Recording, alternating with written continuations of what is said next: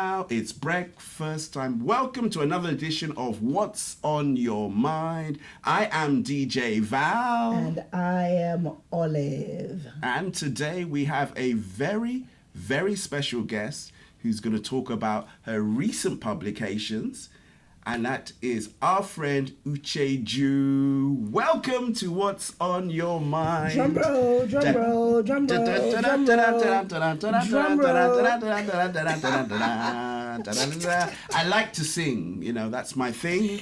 If I had another life, I would be a singer. But welcome. How are you? I am so glad to be here, and I'm grateful to be able to see this firsthand. I used to say from the other side of the screen. Now I'm here. It's the madness. Electrifying. Thank you for having me. Ooh, electrifying. Yes. It's electrifying. And I must say, you look really, really beautiful. Oh, thank People, you. come on. Answers on a postcard for this outfit, this colors.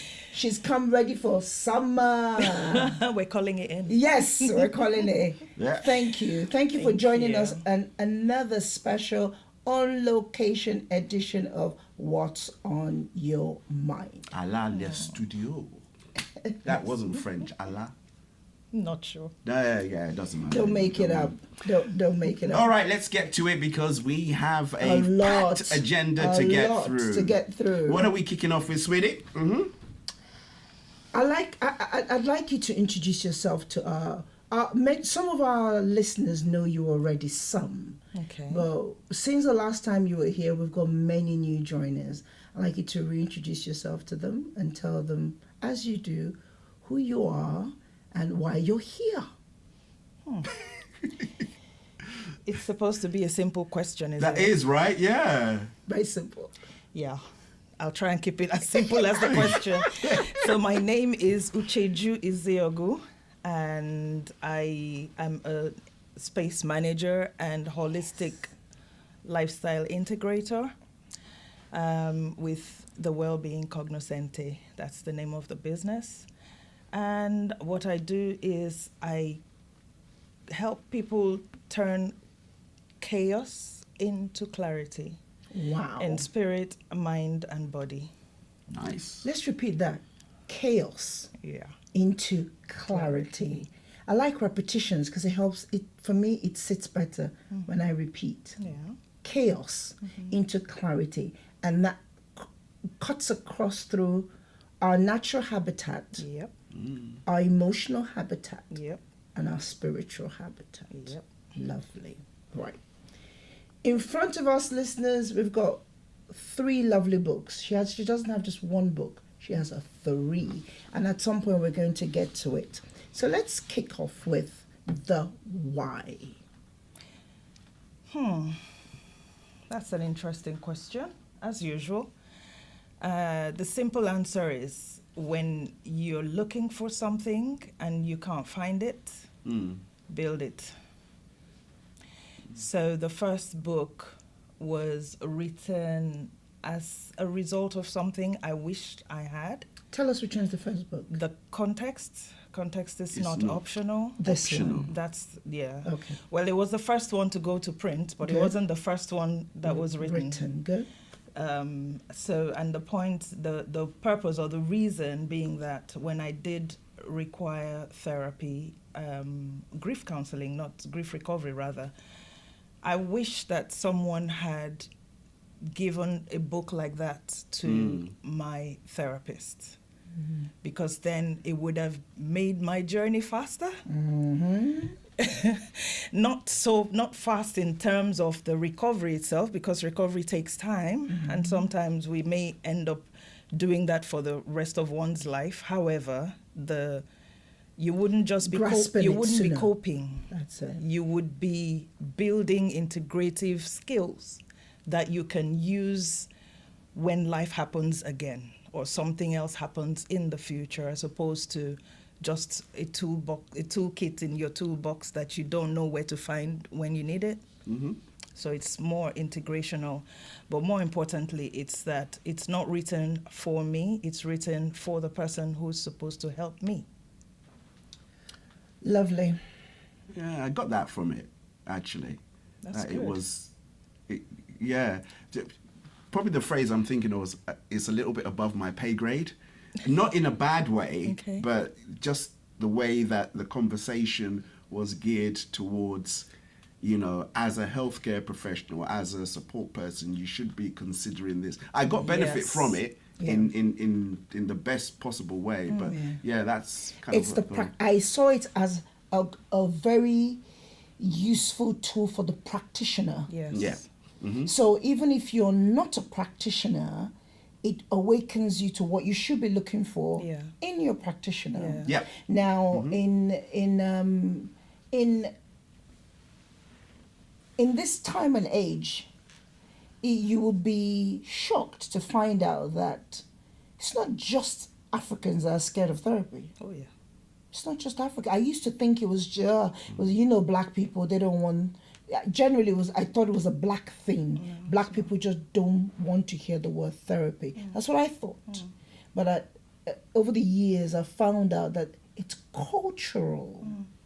And depending on in England, there's some areas you go to, they embrace it better. Yes. There's some areas you go to, oh, no. We're strong lads, we're, blokes, we're this, so I found it was cultural. So tell us what you think, in your view, is the biggest misconception of therapy.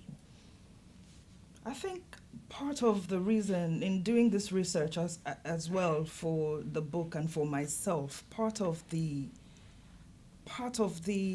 construct, I would say, is forgetting that the environments that shape us are not just the ones in which we were born into.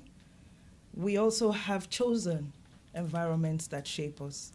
And the fact that because we've chosen these environments, we can always choose another one. And knowing that to decide not to do something is also a choice. So if you've been brought up as a strong lad, doesn't mean that you can't cry. And if you find out that, oh, well, hang on, he cried and he's better for it, I can choose a different choice. And the misconception is, or rather for me, the biggest misconception is seeing the person on the other side of the table as one who's got it all fixed and got it all together. Because a lot of the time, the helper is the person who is going through the thing that they're helping you with. Okay. So they're not necessarily going to have it all together. And so if you're looking at their context and not the fruit of what they've been able to deliver, you will miss it because you're looking at that person. Nobody can take the place of the one who created you, period. Okay. So if you're looking at the next person and thinking, oh, they've got it together because they're sitting on the other side of the table with the tissue and telling you, oh, you know what, you can think of a happy place. No, they're probably helping you through something they're struggling with because you can't lead where you're not going. True. So yeah, that's, I think, is the biggest misconception to me, is to imagine or think that the person you're speaking to has it all figured out. And so it's in that thinking that they have it all figured out that they overlook the context of where the person is, the patient Yeah. is coming from. Yeah. Or even the patient overlooking the context of the of therapist that they're going to see. Oh. So it's both ways. It's both ways. Yeah. That's interesting. Very. I didn't Give us think an of that. example. Because we love examples here. So- Some story. So the safest is always to use mine, because then I can't be offending Yeah, anyone. No. So let me put it this way. When I lost my dad, there was this whole thing where I couldn't understand the reason for how badly I felt, because I had a good relationship with my dad. So it felt almost like using a sledgehammer to kill an ant. It's like, this shouldn't be this painful. And then it occurred to me that there were other things in context that I had not actually paid attention to, didn't know about at the time, until I started to dig for it. And my daughter was going, Mom, I need to see someone. And I thought, yeah, there you go. You failed as well as a mother. Oh. Because I was of that school of thought that I am the mother, I should do everything. But then I met a beautiful, lovely lady who was a grief recovery specialist. And that's the first time it occurred. I understood the difference between grief recovery and mainstream therapy. Bereavement therapy. And bereavement therapy, because they're different. That's what we get, bereavement therapy. And a lot of the time, when you hear grief, most people just think death. But just moving homes, you grieve a space, you grieve, you know. But the grieving process, we've not been taught. Now, I walk into this room expecting all the answers from this person who has been through the therapy herself, but isn't quite fully there yet because she's still working through some stuff. And when we did the timeline, because you get the homeworks or growth works, and you need to go back and do it, because if you don't do it, then unpacking it, as we say, nothing is going to change. That awareness of your own self, your own circumstances, your own, finding your own happy place. And it's different for everyone. But for me, in that context, I went expecting something that nobody can give me. So I placed the onus, bulk of it on the shoulders of someone else. Yeah. And what she was able to do for me was show me that accountability had to come from me. But for me to do that and to get her to understand where I was coming from, she needed to have certain contexts that were missing. This is now all beginning to make some sense. Yeah, makes not that it wasn't making sense before. But you know what I mean by make some sense. But yeah, is that the symbiotic nature of the book. It's not necessarily for the practitioner alone, because if you go into the hospital and you can't hold agency for yourself to say what is hurting and where, then the doctor finds it harder and has to run more tests to be able to, because you're the greatest physician for yourself. You bring the prognosis. You have to say what's happening, and then they start to eliminate. So I was just going to say, because this happens a fair bit, as ministers of the gospel, people come up and say, I need prayer. That's it. And you say, okay, what for? No, just pray.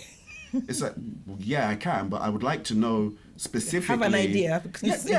Just point me in the general direction, right? So, I completely get what you're saying. Yeah. And that's the mindset part of it, which is why the other books exist. Okay. All right. Take us there. So you've naturally segued now into the other books. So touch on the mindset that the other books reflect on. Okay. So for the context book, right, it's a lot to do with... Do you point to that one? That's the black one, okay. The one in the middle. The context is not optional book. It says that for you to put your patient, your client, your friend, yourself in context of what is going on so you can stay on topic, you need some backstory, right? Now, life is incomplete, it's fragmented if you deal with one side and you don't deal with the other side. Now, it's not written for everybody. Don't forget, I wrote them for me, because they were books that I wished someone had shared with me or shared with someone else who was meant to help me when they came up, right? So I basically curated my process. And discovering that I come from a biblical spiritual background. Okay. So my principles for which my life is governed come from the Bible. Yep. Unapologetically so. That is what my life hinges on.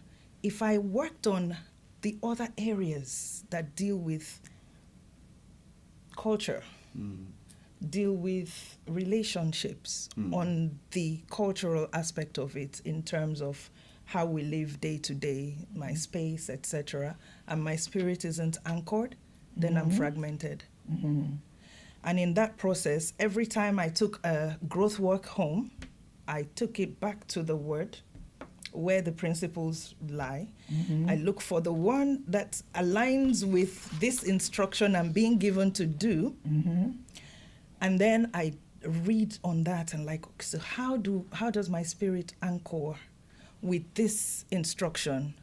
How does it align with the principles that I'm trying to live by? And without the power of the Spirit that allows me to do this, I can't do it. So I needed to create some kind of framework. I'm a professionally a business analyst, and we don't go anywhere without understanding root causes. Yes. Root cause analysis. And we don't do anything without finding out the as-is and the to-be. So you have to chart, you have to create the framework. I work on lists and frameworks, and I need to know, how do I do this? And then if whatever I leave to chance, the outcomes that I'm letting happen is because I am letting the Spirit do that. But my job is to show up. How do I show up? Is through the frameworks. Yeah. And so that's what those two other books are. Frameworks that allow me to see others who have been through certain similar circumstances according to the biblical standpoint, and what the principles were that were used, and then looking at me today, the context of my culture, my upbringing, and the ones I have chosen, so I can realign and kind of hack myself back into alignment. That's where the 3 books come into play, because then I figured if I can get this here and then this from here, I can merge them into a proper integrated process for me. So, making it simpler for our listeners and our viewers, many of them are people of faith. Okay. Many of them are Christians. We've got Messianic Jews and the rest of them. Oh, okay. We've got people of other faiths as well, Yep. who still relate to biblical principles. Yep. So, a sound mind is the topic of this one. If you can see it, people, a sound mind. And this one you've written, tell us how this one is framed. So that one, the way a sound mind is framed is that it collects both therapy and biblical principles, and then gives you a pathway. Okay. So it's like you've got 21 days of thinking strategically in relation to wherever you are. So they're not necessarily generic, but they align with, as a man thinks in his heart, so is he. If you're not living out of your identity, then you're already living fragmental. Your life is fragmented, because now you're warring against yourself. If I am supposed to identify as this person, but every time I come into a space, I am acting like someone different so I can belong there, I see. I will definitely fragment. I would not be able to sustain that behavior long enough. Yes. So if I say that I'm a follower of Christ, I'm an apprentice of Jesus, whatever happens around me, I need to be able to go back and see, is that what he did? He's our pattern man, we always say. That's it. Is that what he did? Is that how he advised his disciples? The first disciples, what did they do? Because some things are not written specifically, but they're alluded to. Yes. So your context determines which one is right for you at that time. Yeah. And that's what this 21 days... I have a question. Go ahead, sir. Do you have soul? Soul food radio. Yes, you have soul. You have. Do you have soul? You have a soul? Yes, I have a soul. Yeah, we're going to take a break. We'll be right back. Answers after in the that. postcard. Do you have soul? Don't touch that dial.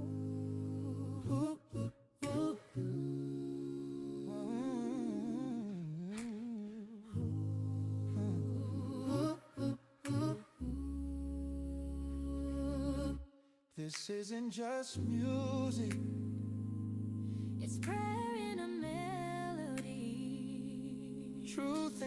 conversation and community in sound. If you know, you know, you know, you feel it in your soul. I have soul food gospel radio.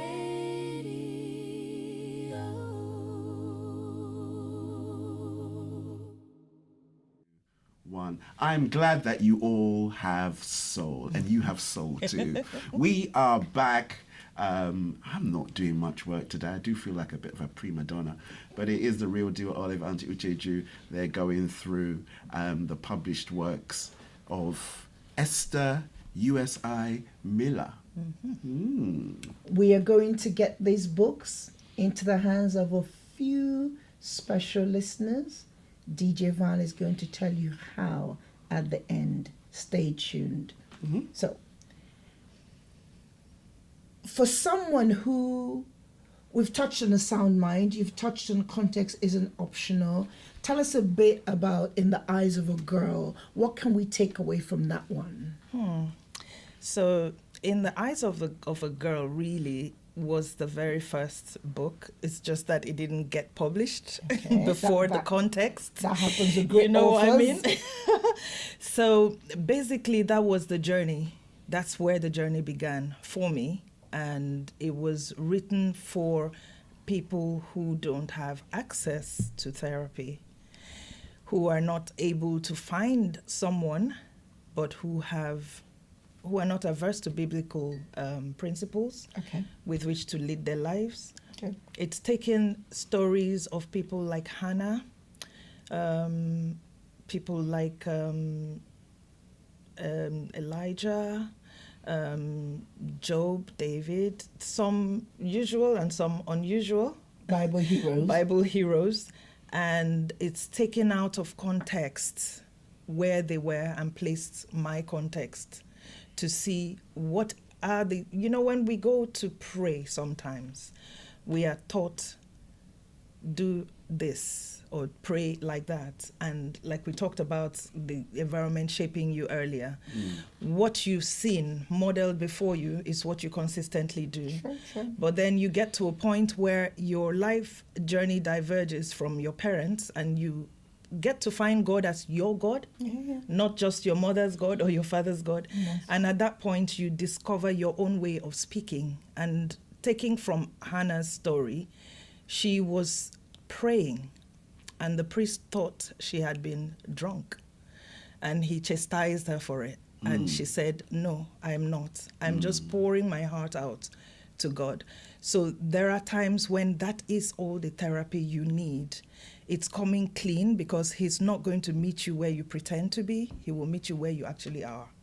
It's saying exactly what it is. It's my foot, it hurts. I am angry.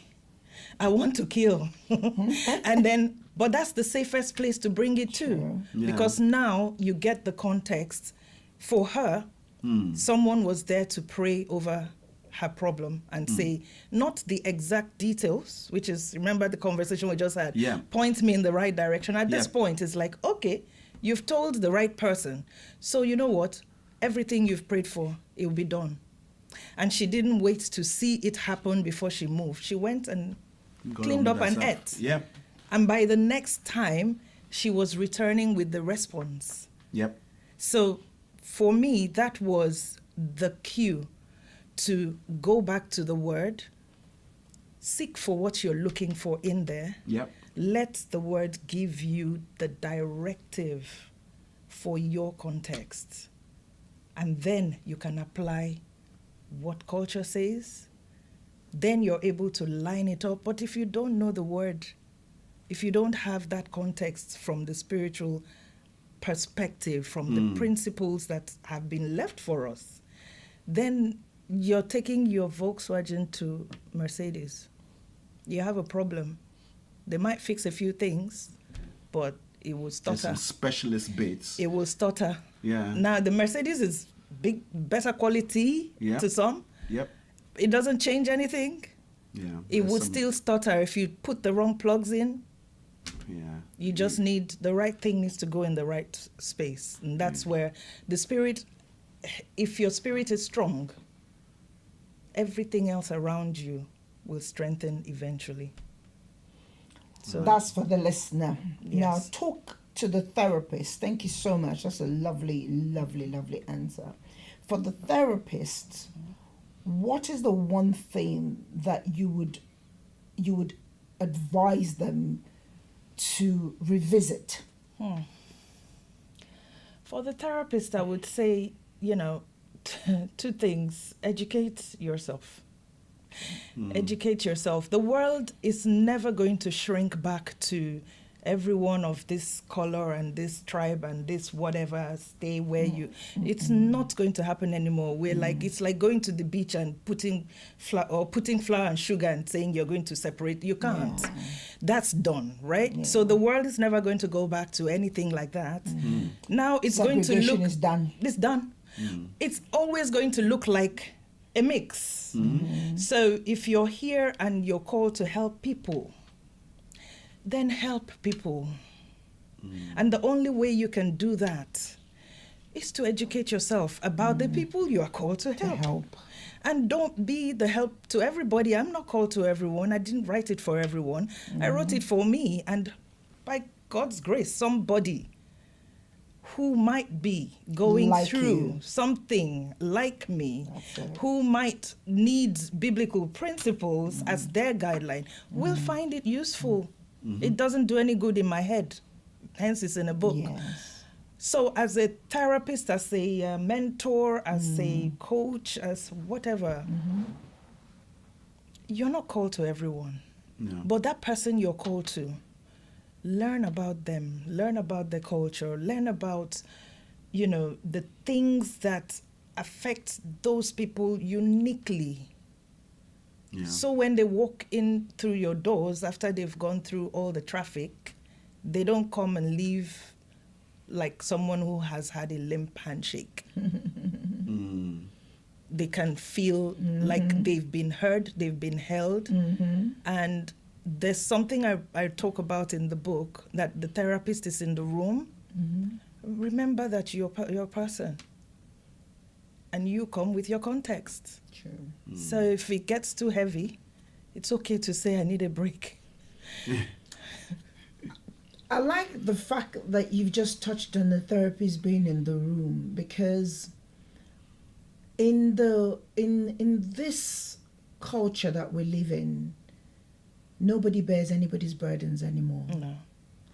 And I don't believe that I don't believe that you need to be a trained therapist to be able to bear someone's burden. No. I also don't believe I need to be your mentor, your coach to bear your burden. But what books like this do is create an awareness for people who are other people's burden bearers, Yep. who are not trained practitioners. Then now I find that those who are able to signpost, they're the most powerful people. Yep. I recognize this. I might not be able to speak to this personally, but I know recognize someone this. who can. I know someone who can. That's why. I find, and that's one of the things we take very seriously on the show, yeah. that where we cannot speak directly to it, we will signpost you. Yeah. So if you're listening out there and you, like us, we're our brother's keepers. We are one another's burden bearers. Heavy load sharers. We share it. Well, because your success is my success and your pain becomes my pain. Yeah. So if you're in that category, like she said, it's not for everybody, and there are a few of us that are in that category, but if you're in that category, you need to get your hands on any of these books, and we've got some to get out to you, and we will. To close this off, DJ Val, do you have any questions? In the book, well, I say in the book, context is not. Then there were 3. Context is not optional. You talk about 40 stages or 40 kinds of grief. Is that your opinion or is that scientific fact? Scientific facts from from lots of research and from having gone through grief recovery myself, they're over 40. Over 40? Over 40. Lord have mercy. They're over 40. Think about a dog dying. Think about moving homes. Yeah. Think about graduating from school, one And school then to another. So leaving. two Yeah. things can be true at the same time. Yeah. Yes, you're graduating, you're happy about that, but you're losing contacts, you're moving to another city, another state, another, processing that, ending one relationship with anything before you start another is critical to how you settle in to the new space. Yeah. Scientific. Yes. So I can touch on that. Yeah. That testimony. I really can. Yeah. And I don't mean to throw you under the bus.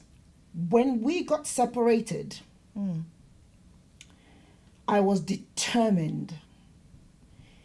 Now, up until that point, I'd already lost a husband who died suddenly. That process, I didn't give myself a chance to grieve it, to get through it. So when this marriage ended, I went back. So that's why I love this book, because these things are so personal. Yeah. But when you're determined, and I say to people, you must contend for growth. The moment you contend for growth, when it's not happening, you know something is holding you down. At that point, I knew that to deal with this, I needed to go back and unpack that grief. That's it. I needed to this was just me, myself, and I. I literally journaled. I started by chronicling everything I missed about my dead husband, everything he was to me. I began to do like vocalizing. I would say things to the atmosphere. If you can hear me, I want you to hear this.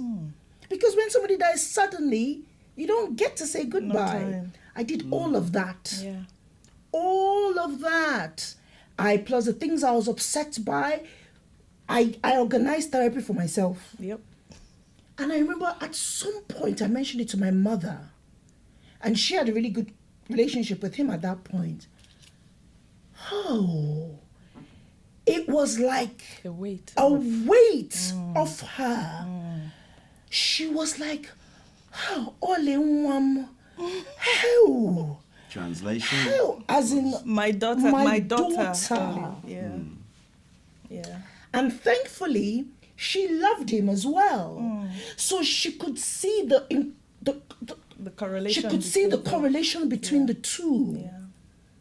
But you've separated from him. How is that now going to help you? I said yes, because this is now I'm going to make sure now that the version of me that comes out after this separation is my best version. Yourself. Your true self. I was determined. And when people saw me then, they thought I was like, this woman, she's so happy. I said, boy, I became an olive seeker. I became a God seeker. Yes. Everything that would benefit me and my children, I was seeking it. Yes. So when people say, how come were you not bitter with him? I said, no. I had no time for him, because he then became so small in the grand picture of what I was dealing with. Yeah.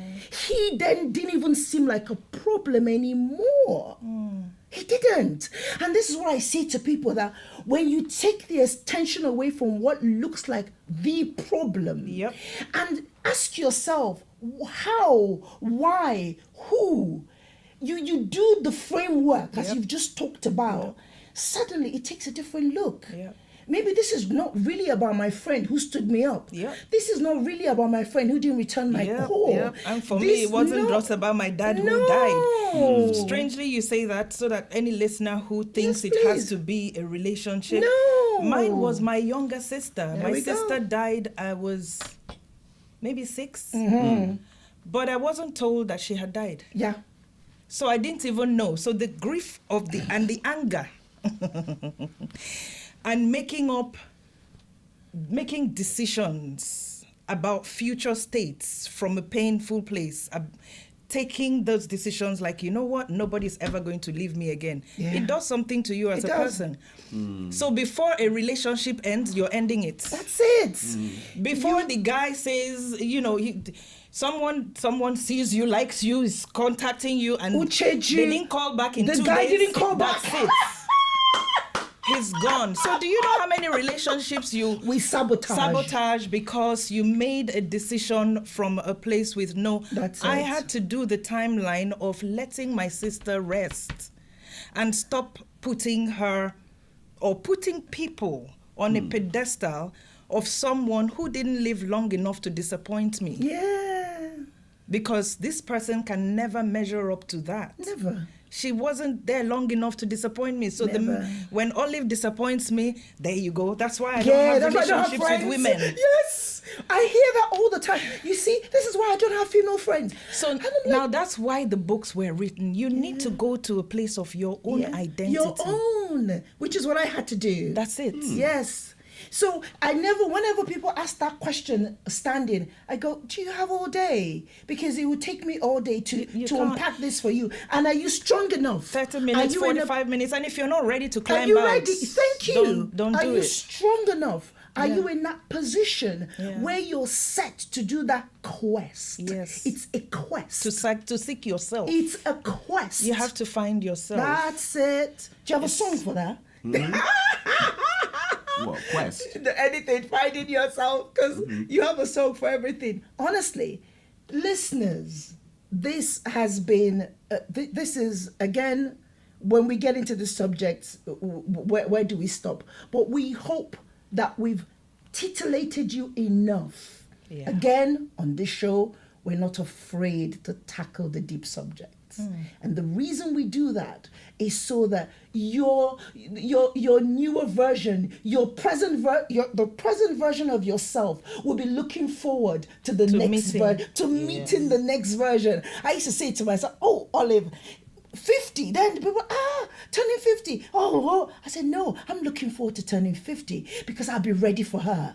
I'm looking forward to turning 60. I want to be strong and healthy for her. Yeah. You see, because if you, again, mindset.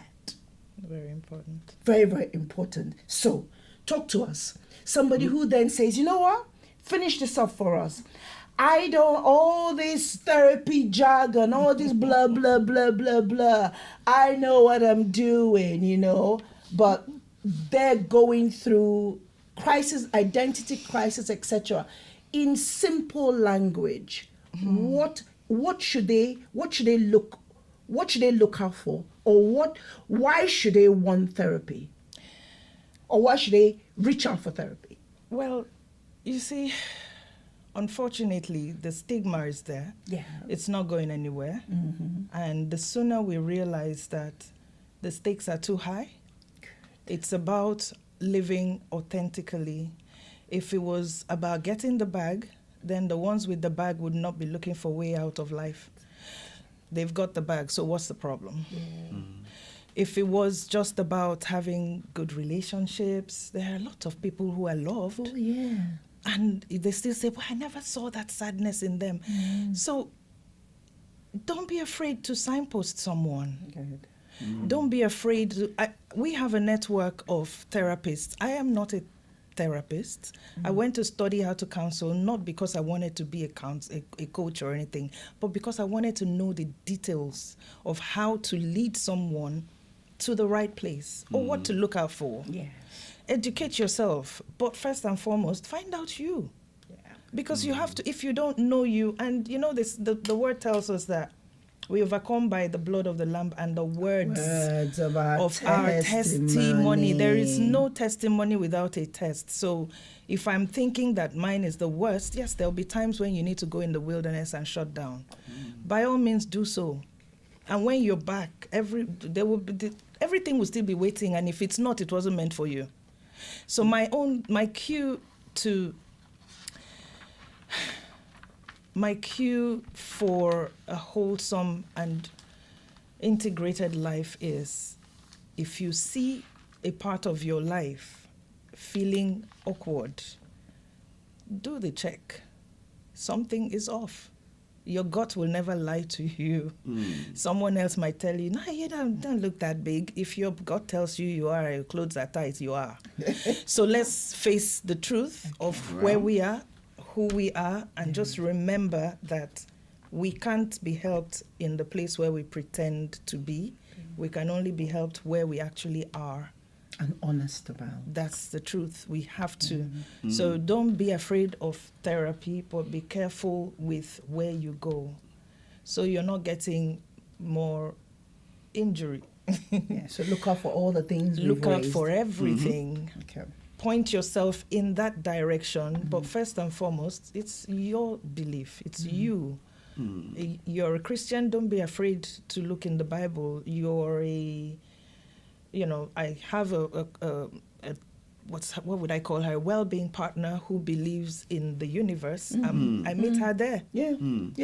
The universe was created by my God, so it's still the same big deal. And it speaks every day. Speaks. It You does. speak to it. It speaks every day. You put it in the atmosphere. Your ministering angels are there in the universe. So every day. we are okay to deal with whatever. Let's agree on what we agree on. Let's sit there. Let's keep the main thing the main thing, that's it. and don't sweat the small stuff. Let's just be each other's burden bearers. That's what I believe we should be doing. You see your brother hurting, point him in the right direction. Okay. Thank you so much, Auntie, for coming. Thank you for your time. Thank you for being as gorgeous and lovely. And thank you for allowing. Thank you for not veiling your journey. Thank you for not veiling your pain, because it's in that transparency that others get blessed. And that's our prayer. That there's somebody out there, if it's one person who can relate to this and needs to all the time, and we're always grateful. Thank you. So what do I have to do now? Are you? We on the show, before we began to do location shows, we would always dispatch gifts after the show to our guests. Okay. So we've got two things to do for you. We want to give you a gift and say thank you.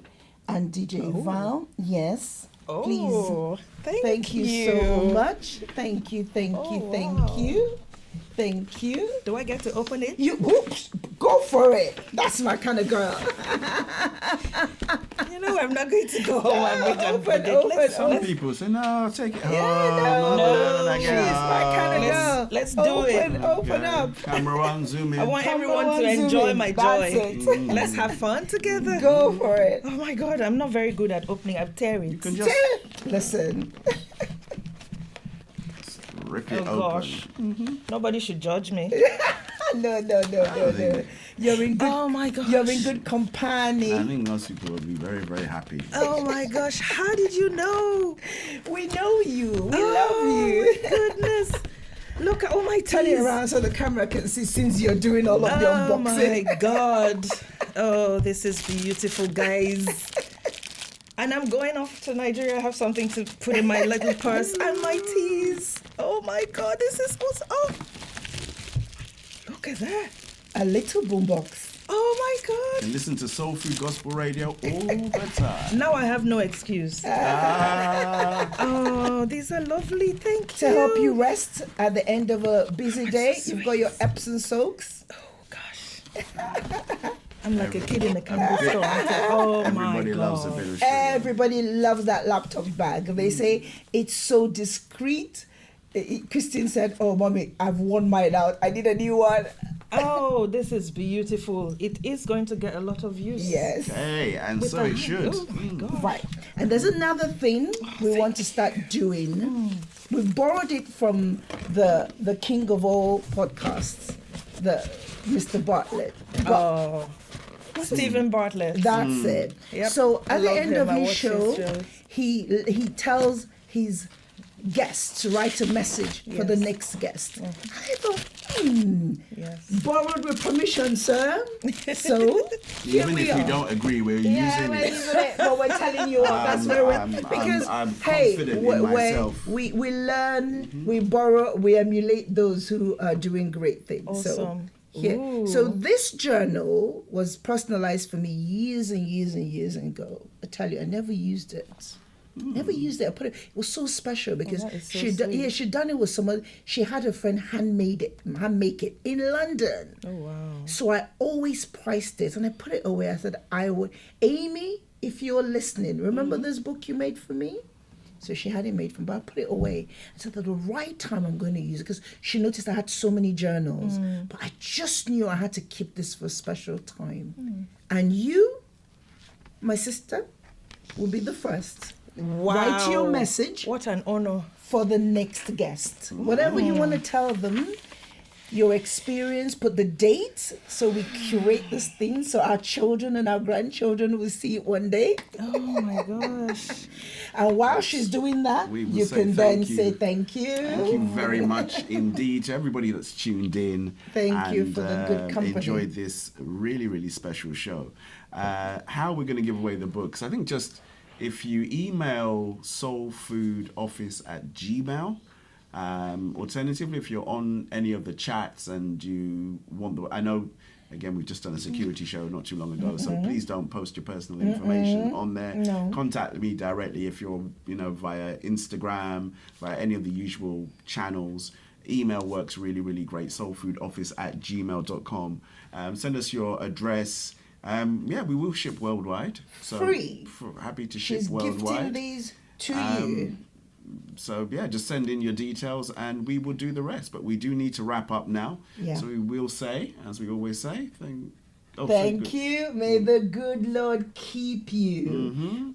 This one says sound mind. May he give us sound mind.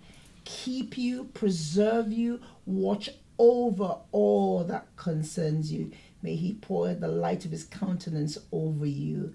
In all you're getting, get understanding. Remember, do not render evil for evil, but be the good that you want to see. Love you. Bye. Come on, we can sing it out. I say, what's on your mind? Let's talk it out. Yes. With Olive and Val and Ucheju. Da da da da da. I wish I knew the song. Morning vibes that feel so nice. Tune in now, it's breakfast time. Adios. We See you love you. later. See you later. Bye. What's on your mind? Let's talk it out. With Olive and Val, there's never a doubt. Morning vibes that feel so fine. Tune in now, it's breakfast time.